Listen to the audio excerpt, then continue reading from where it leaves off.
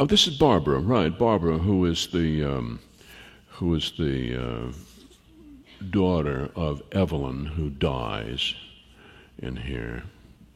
No, it's Evelyn. It's I'm Evelyn. sorry, it is Evelyn. You're right, Evelyn, who dies in the first sentence. She's already dead. She dies at the beginning. She's the main character of the novel. Evelyn was an insomniac, so when they say she died in her sleep, you have to question that. She was a finicky eater, a forager in the vegetable crisper. She'd womp up a big feast and wait on table and have a smidgen of goose, a single stalk of asparagus, a crumb of cornbread, and that was enough for her. She was the only insomniac in a family of very good sleepers, folks who climbed into bed gladly and lay in their cottony caves and slept like stones unless awakened by heartburn. At night, she lay awake and listened to the Bob Roberts show on WLT. And when Bob's callers got cranking on the evils of taxation and the treachery of the media and the shiftlessness of the young, she drifted off to sleep. And if not, she switched on the bedside lamp and reached for a book and read about the Saracens and the Crusaders, about the tortured lives of great artists, Van Gogh and his prostitutes, Chopin coughing at the piano, Keats expiring in Rome, Shelley sailing in the storm, Melville languishing at the customs house, Twain and his bankruptcy, and Dickens's unhappy marriage and his romances with actresses.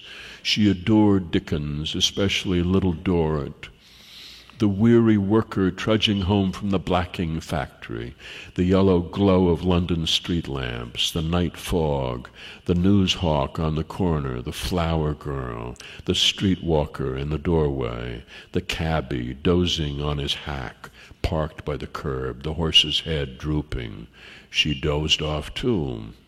Or she got up and fixed herself a toddy and put on a recording of the Stuttgart male chorus, singing romantic songs about moonlight and longing, and the maiden who opened my heart to love, and in the morning she was gone, and now I can never love again, alas. That one was guaranteed to put her right out. And if not, she put on her robe and fixed breakfast. So good.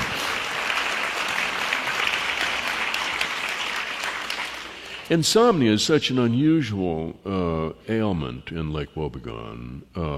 All of the weather is good sleeping weather, and you find happy insomniacs in New York, people who are happy to talk to each other and are confident of finding other insomniacs and talk about what you listen to on the radio late at night or what you read or what you do. But you won't find any fellow sufferers in Lake Wobegon. There are maybe one or two, and they don't like each other. That doesn't mean that Lake Wobegon is without problems. It's just they're not carried into the sleep time. They have enormous problems. Depression is endemic in a small town. You know, what many people refer to as character is actually mild depression. They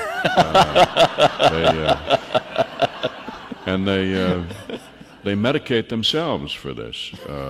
No, they have enormous problems. Passivity, which is probably associated with depression, is another one. Insomnia is not one.